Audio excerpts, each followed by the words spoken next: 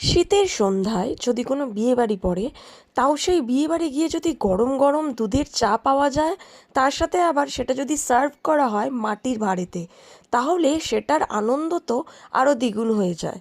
যদিও আমি চা লাভার নই কিন্তু একদম, বাট আমার বড়মশাই চাটা অল্প আধটু খায়, কিন্তু বিয়েবাড়িতে ও চাটা টেস্ট করে বলল যে দারুণ লাগছে, তাও আবার মাটির ভাঁড়িতে, খেয়ে দেখো, আশা করি তোমারও ভালো লাগবে।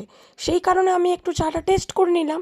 এদিকে কিন্তু স্টার্টার সেকশানে ছিল চিকেন পকোড়া, ফিশ বল, এদিকে পনির কাবাব, আরও অনেক কিছু ছিল জানো তো। আর এদিকে ছিল বেবি কর্ন, তার সাথে ছিল কোল্ড ড্রিঙ্কস, এদিকে ছিল আইসক্রিম, পান। আর এখান থেকে শুরু হচ্ছে মেন কোর্স। জল তো থাকবেই। তারপরে ননভেজ কাউন্টারে তো চলে এসেছি। ওখানে ছিল পিস কচুরি, মানে কড়াইশুঁটির কচুরি।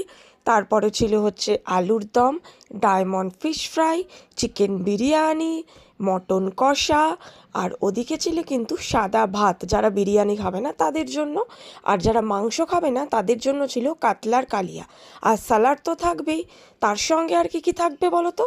চাটনি, সব রকম খেজুর, টমেটো, আমসত্ত্ব দিয়ে একটা, আর পাঁপড়, মিষ্টি, রসগোল্লা, গোলাপজাম, অনেক কিছুই কিন্তু ছিল।